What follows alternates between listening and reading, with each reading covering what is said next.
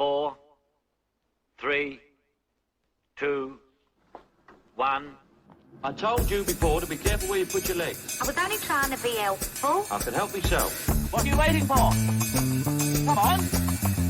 Come on. What are you waiting for? Come on. Come on. For 7 decades, Michael Caine has been among the world's most renowned and recognisable actors. It was just what I needed. A 1-inch god with a 2-inch penis. The star of classics like Zulu, The Man Who Would Be King, and The Cider House Rules. It's a miracle no one was killed. But also films that brought his career to the brink of complete implosion. I made a mistake. Somehow, he has always found a way back. You're a big man, but you're in bad shape. With me, it's a full-time job. In this epic podcast series, we will watch and review every Michael Caine movie, from the greatest hits... You're only supposed to blow the bloody doors off! ...to the incredible misses. You failed to maintain your weapon, son. And take a deep dive into the life and work of one of the world's most recognisable film stars. His name is Michael Caine, and no one will forget his name. Behave yourself. To understand how he has made the mark of Caine. Well, you all settled in? Right, we can begin. For God's sake, come in! Hello and welcome to the latest edition of The Mark of Caine, our ongoing safari through the filmography of Michael Caine, from the majesty of his greatest moments to the steaming wild animal dung heaps that often surround those wonderful hits. But we shy away from none of it. My name is Michael Foley, and joining me as always to swat away the flies is Stephen Black of the Mallow News Twitter feed. We've seen some things, Stephen. We've seen some things. We have, and we're just like Laura Dern in Jurassic Park. We're not above sticking our hand deep into that dung pile to tell you what ails this particular film, cinematic dinosaur. Come on, let's bash this fucking metaphor to death. Come on, we can do it. You have clubbed it. You have clubbed it to beyond an inch of its life. Yeah, he's off to somewhere else, even more exotic today. I was actually counting up all the places he's been, right, since 1964 and Zulu, right? So to date, okay, he's visited South Africa, Singapore, he's been to the Philippines, Berlin, Helsinki, Spain a couple of times, Malta, Scotland, France, Italy, Newcastle. I'm putting Newcastle in there, you know, because it's a separate country. Yeah, it feels like it anyway. Austria, the American Deep South, and today he's off to Kenya, of all places. So he's having a right. Like, I mean, in 11 years, that's a fair old. I mean, the old passport's fairly buzzing with stamps. Yep. Right. Great. When you've listed all the places, what am I going to go? Well, actually, Michael, you've left out a number of countries there. I'm going to pull you up on that now to make you appear unprofessional. Well, I put it this way. All right. Okay. All those places he's been to, but he's never been to me. I don't mean me specifically. I mean him. Yes. If you know what I mean. True. He's never been to him. I get you. Him. Yeah. There. I think that, I mean, some of those places he picked for luxury, some places he picked for convenience, some places he picked... I get a feeling there's going to be an awful lot more of the locations for convenience as we continue our safari. Yeah, there's going to be a lot more Georges V Hotel in Paris, like he did for the last one, the Marseille contract. But as I say, we're in Kenya now, and this feels... I don't know, we get into this now, but this feels more like a sort of... I think he was kind of switched on for this one. This is 1975 with Sidney Poitier for a kind of surprising anti-apartheid film called The Wilby Conspiracy. Poitier,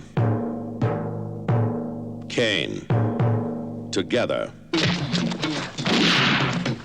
The Wilby Conspiracy. Either the cuffs come off tonight, or the hands tomorrow. Sidney Poitier, the rebel. He was guilty of treason, yet they let him go free. The state is withdrawing its case.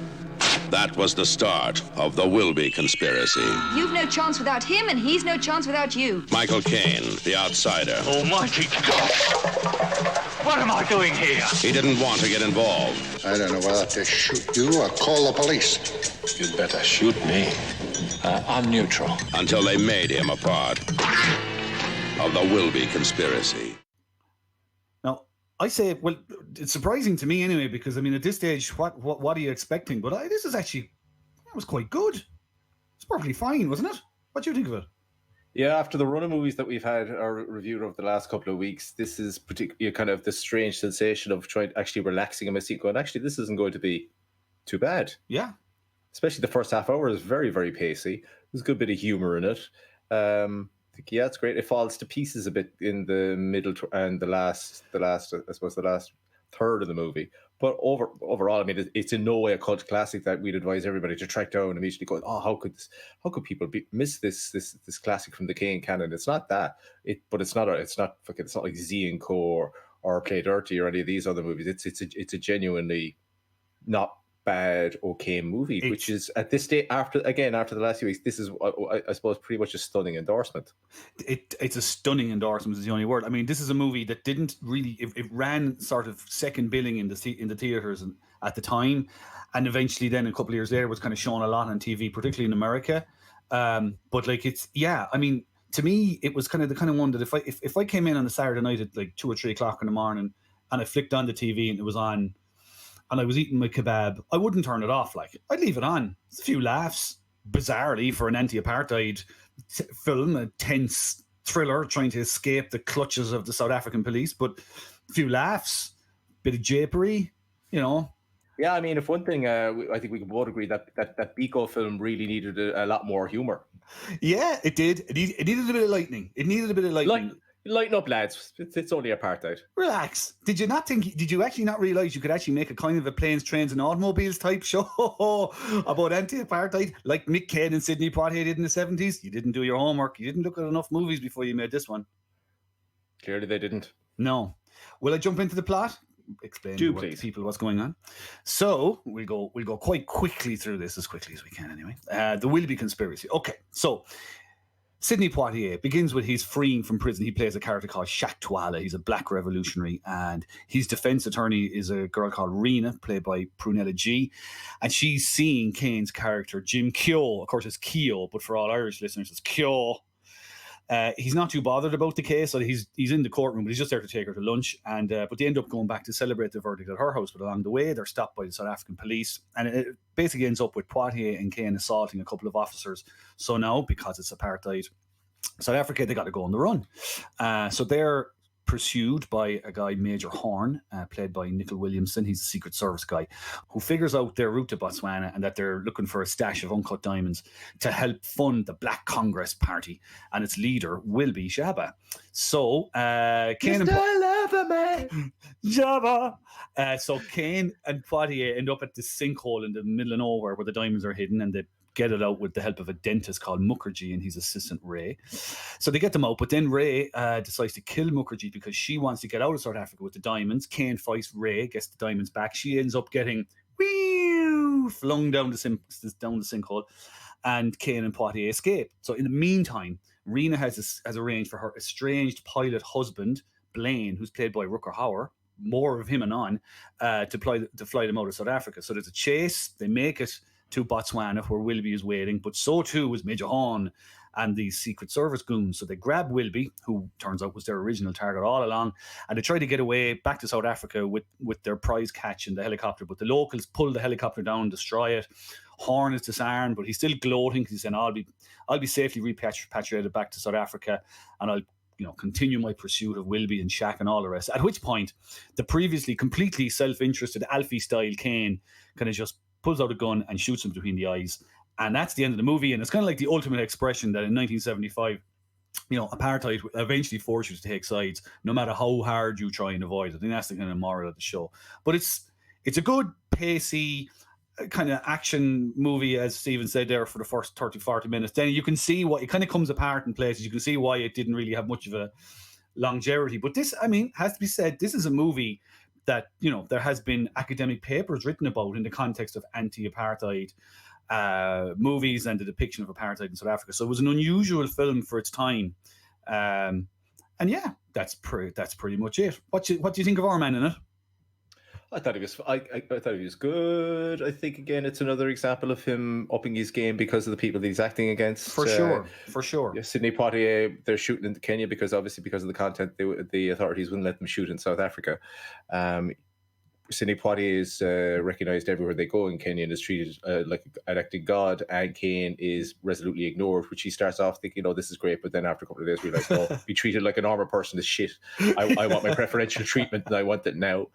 So yeah, I think Steve think he's up in his game whenever he's on screen with Nick Williamson from Excalibur, one of my favorite top movies of all time. His appearance here and is excellent. Once he stopped doing his Australian accent and managed to get the South African accent down as the movie seemed to progress. It's a real, like, I'll be honest with you, right? Excalibur isn't quite my kind of movie, so I would not really have been aware of. I recognized him when he came on screen, but then it's an epic. It's an epic movie. I know. It's just, I don't know. It's because it's not 4 hours long, isn't it? Yeah, that's the problem. It's a bit snappy. As an epic, but like he gets better and better as it goes on. I mean, he was a real actor's actor, wasn't he, that guy? Like, I mean, John Osborne, who is in Get Carter, the writer, friend of Caine, called him the best actor since Marlon Brando. Samuel Beckett himself, said he was touched by genius. He performed in Wayne and Forgot. He did Hamlet in 1968 to become a movie with Anthony Hopkins and Marianne Faithfull, and of course Excalibur, as you say. So Spawn. Don't forget Spawn in the 90s. How could we possibly forget? Started alongside Martin Sheen. That's right. That is right. That's a terrible film. It's a terrible film. It's the most 90s looking 90s film you could come across. The CGI in it is so bad. Yeah. Even Nicol Williamson couldn't pull it out of itself. But like it feels like it, doesn't it? I mean, anytime he's on screen with Poitier, he's clearly up in his game. He's trying to punch this at the same weight as Poitier. To be fair, he holds his own, doesn't he? In his own Caine way. And in one scene, he holds Poitier's. Tell us more. Yes, absolutely. Yes, and again, a very appropriate scene in a movie with a strong anti-apartheid message. Sidney Poitier is handcuffed and needs to go to the toilet at the side of the road because his bladder... the activity of his bladder has been affected by electroshock treatment he's received at the hands of the South African secret police. But since he can't open his zip, Michael Caine has required a hilarious moment of slapstick to undo his zip and then obviously help little Poitier out to get some fresh air and relieve himself. Yes, exactly. Not quite chicka wow wow. But the chicka wow wow happens later in the movie. Yeah, actually, and seeing as we mentioned the chicka wow wow, we may as well get to that straight away right now because, so at this point they've been chased to Cape Town, wasn't it? From Johannesburg to Cape Town, or the other way around? It's all the one. It doesn't really matter. So anyway, they've made contact with Mukherjee, the dentist. And but before that, you have this. They heavily imply how horny Poitier's character is in this kind of disco scene while he's getting a couple of he's getting a plastic bag of beers off a Congress Party contact at this discotheque. And there's just these long lingering looks. He basically has the horn all the way across as he slowly walks across the dance floor. So they've established this is a man for whom prison has been a very lonely experience, a very difficult experience. And go on, you can take it from there. What happens next? Chicka wow wow.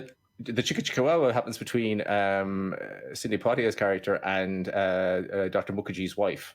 Is it or why? I think she's no. She's just a dental. Mukherjee's a dentist. I think she's a dental nurse. They're both Indian. Yeah. So you got, again, in the South African context, you've got this black Indian white whole thing going on.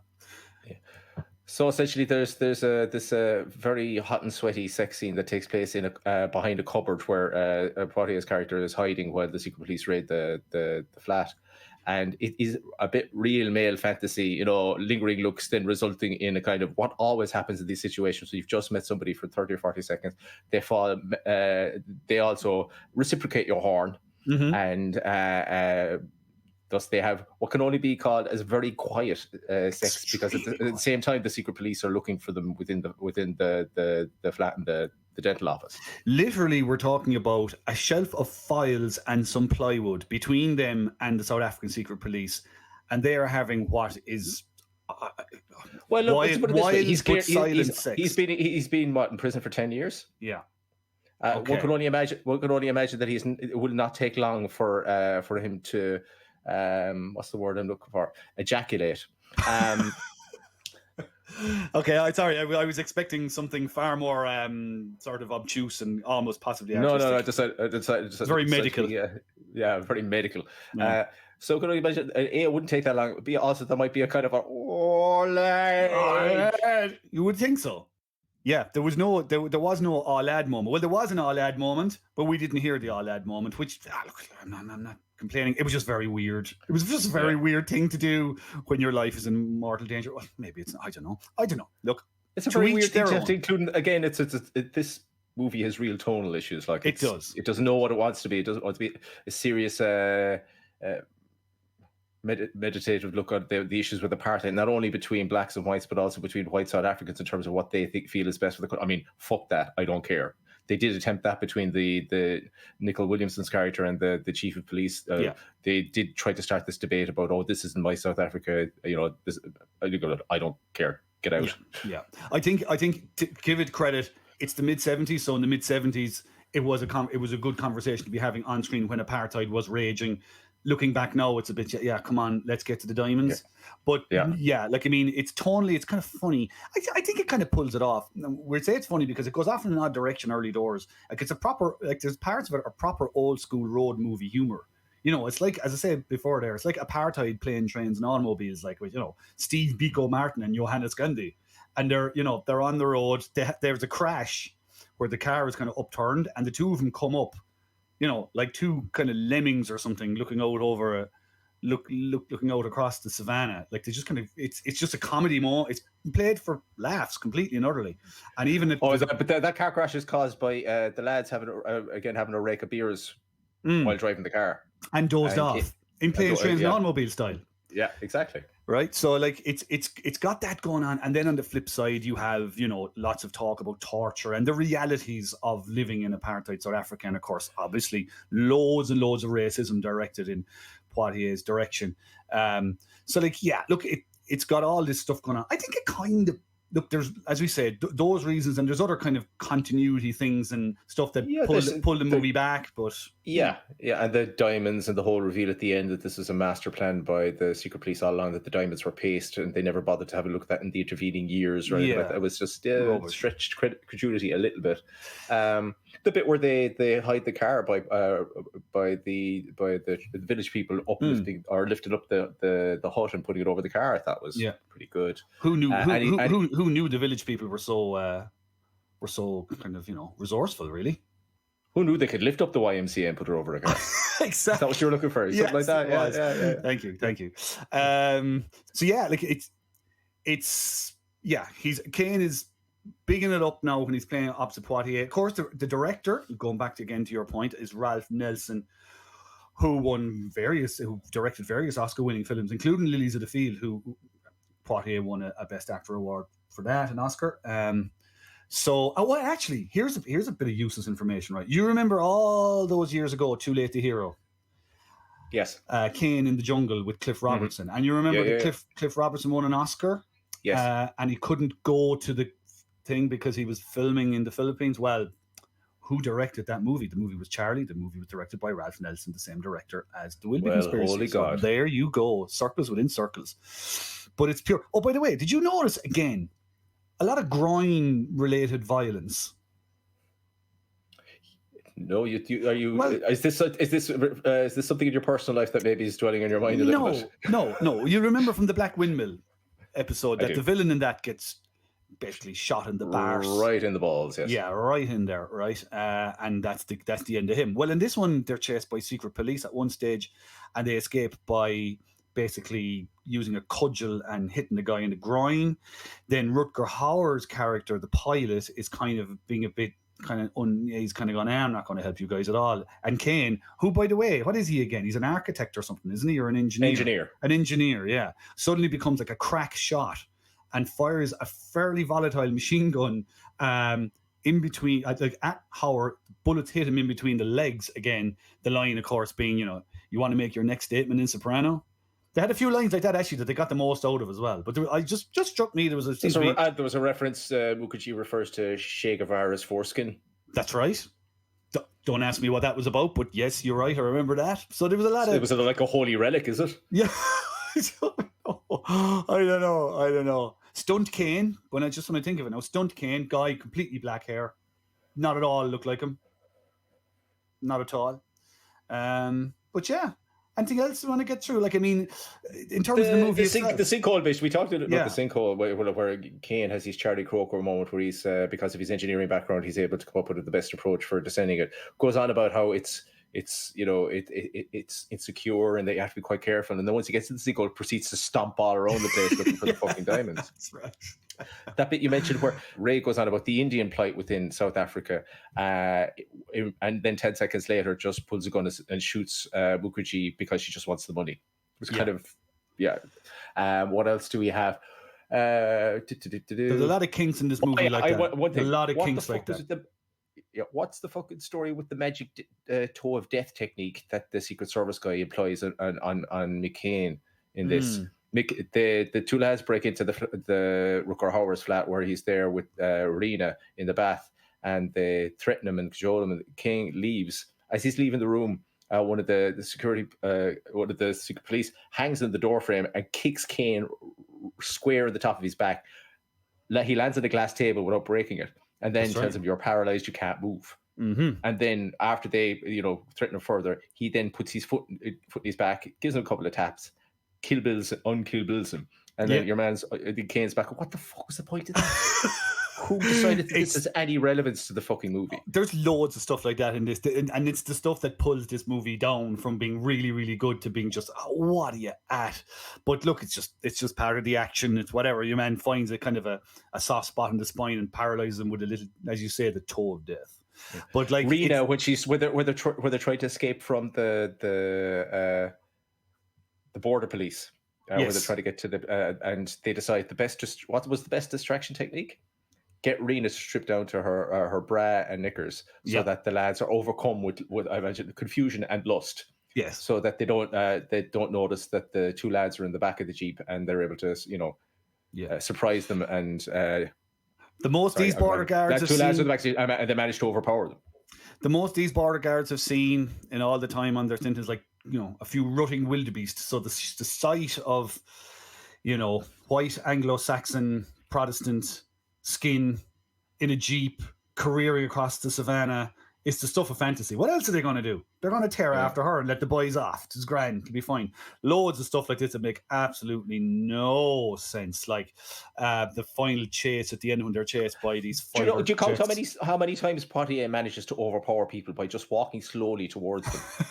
He's very good. Like he's there's about 3 or 4 times in this film where somebody has him at gunpoint and Poitier just edges slightly towards them and just punches them.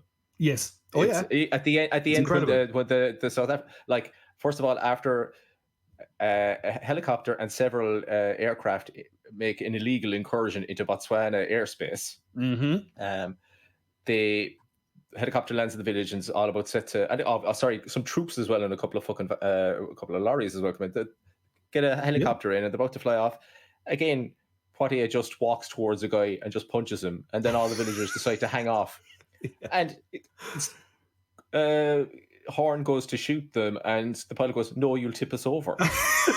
What? Sorry, no. We're saying I can't shoot them because but we're fine with them just dragging us back down to the point at which they will beat us, and they do beat us to death. To death, yeah. You'll tip us over, and you'll ruin the ending.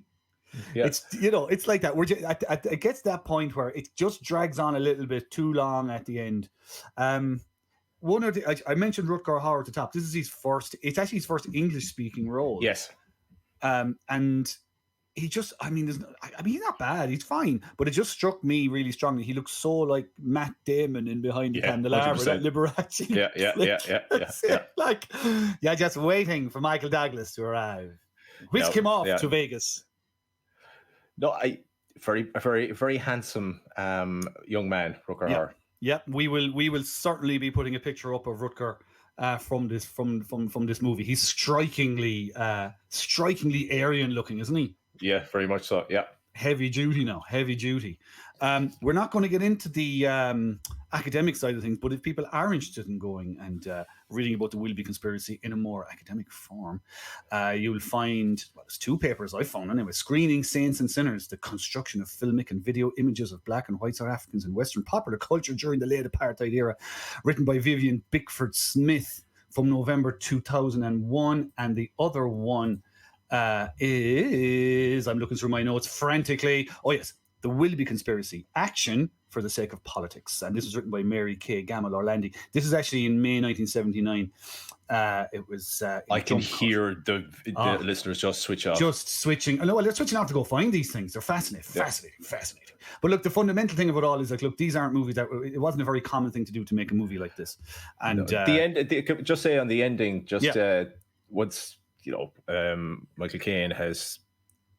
Again, character has shown no interest really in getting involved, decides, okay, it's better to get involved than not get involved. And that's, the message I think that you were saying.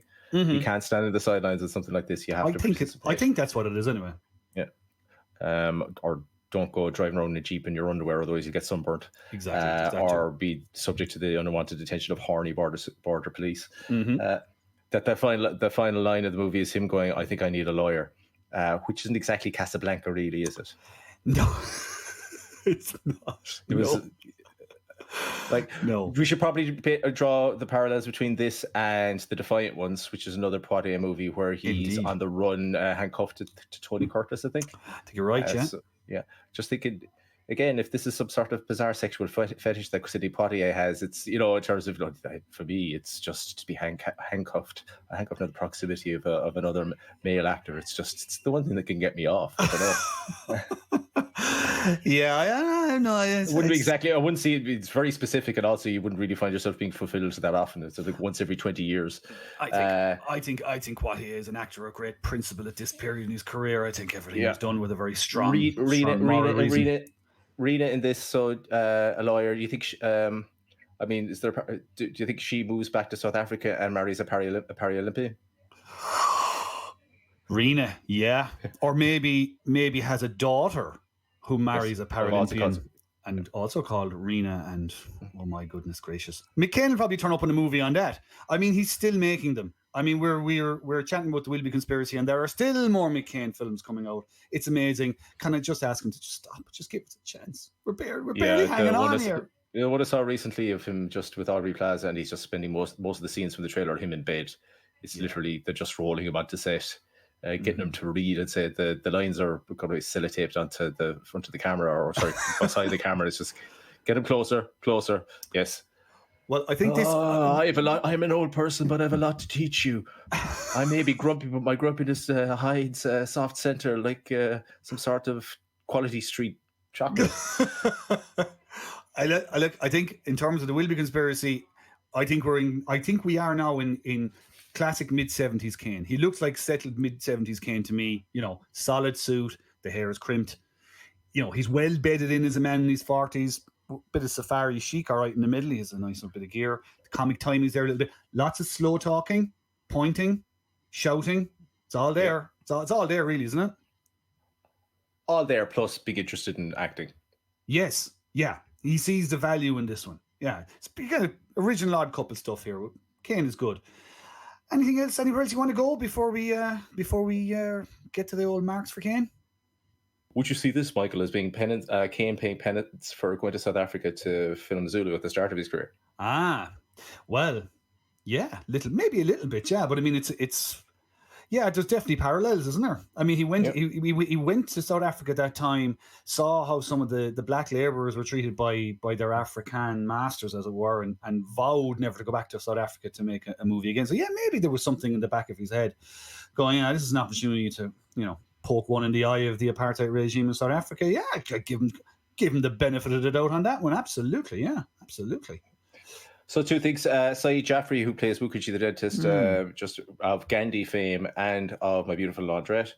Also, Persis Kambata, who plays Ray in this. Yeah. Former Miss World contestant. Really? Yep. Yes. Was in I think spent an awful lot of career lobbying for... Oh, no, hang on a second. Let me get this. Was tragically involved in a very serious car accident a couple of years after this and had developed a heart complaint after that and eventually died, I think, quite young. Oh, dearie me. It's a cheery piece of delightful factual entertainment. It actually crossed my mind. I mean, she's a very beautiful woman. She reminded me a little bit of Shakira, I have to say. Yeah. I'm not saying it, but which one? Shakira, the primo, genuine A1, A grade Shakira. The OG Shakira. Caine's missus, yeah, exactly. And obviously, and after such kind of a sobering fact, we do have to draw attention to the fact that Rena was played by Prunella Gee. I would say G. I'm not giving you a inch on that now. We are not referring in any way to any form of Indian-related food ingredients, which I presume is what you're making a joke about there. Yes, I'm as always, my clarified butter jokes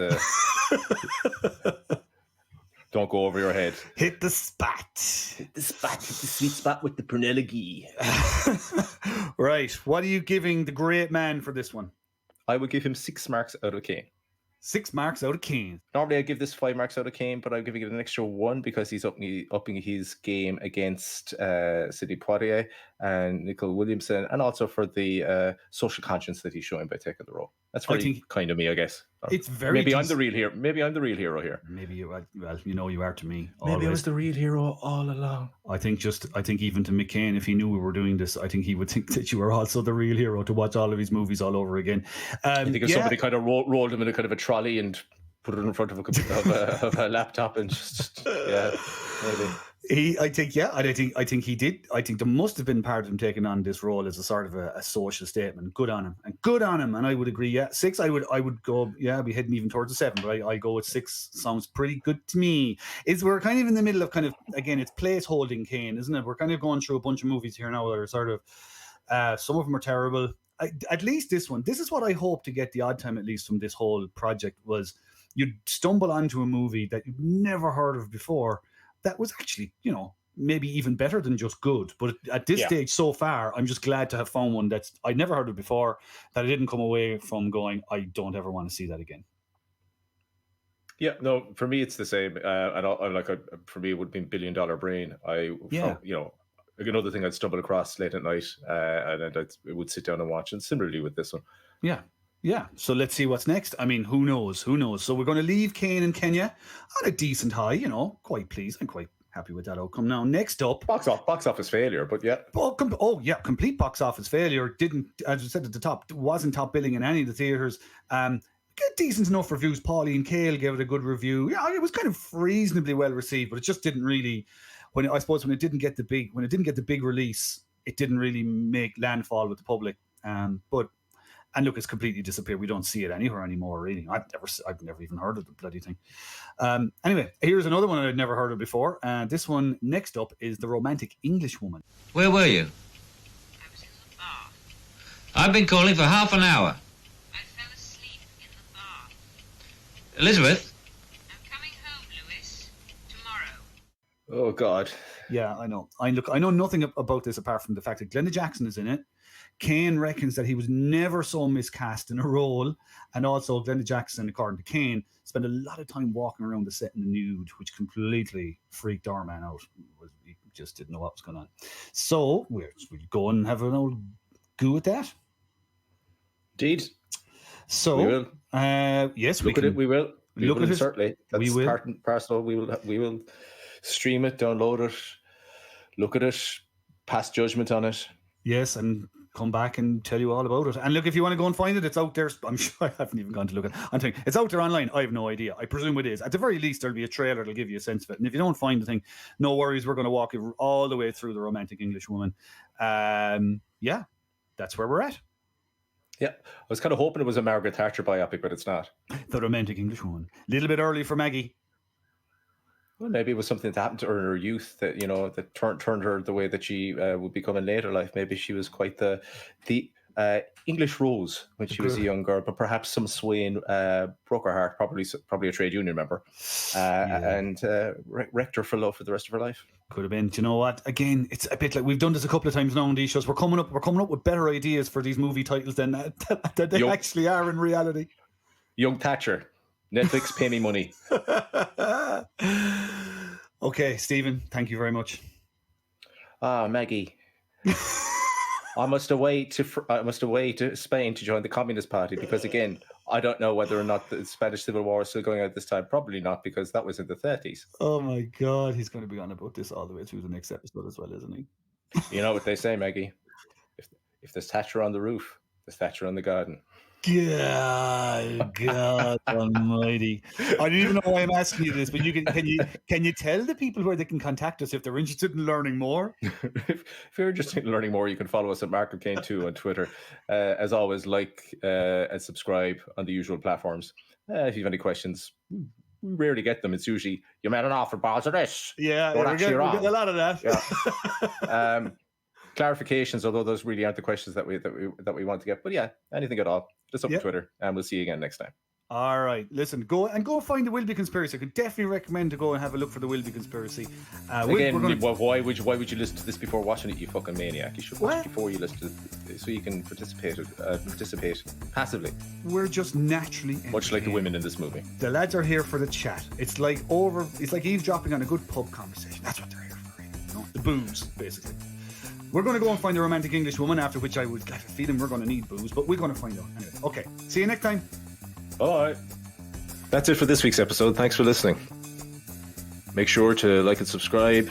Maybe leave a comment. Only nice ones, though. Mean comments will make Alfie cry, and no one wants to see that. The Michael Caine podcast is written, researched, and presented by Stephen Black and Michael Foley, and edited by Andrew Foley. Music is composed by Stephen Black. If you'd like to get in touch, you'll find us on Twitter at Mallow News and at Michael Caine 2. And if you enjoyed this episode, you'll find all the rest wherever you get your podcasts. The Mark of Caine is a Mallow News 2 Cubes production. See you next time.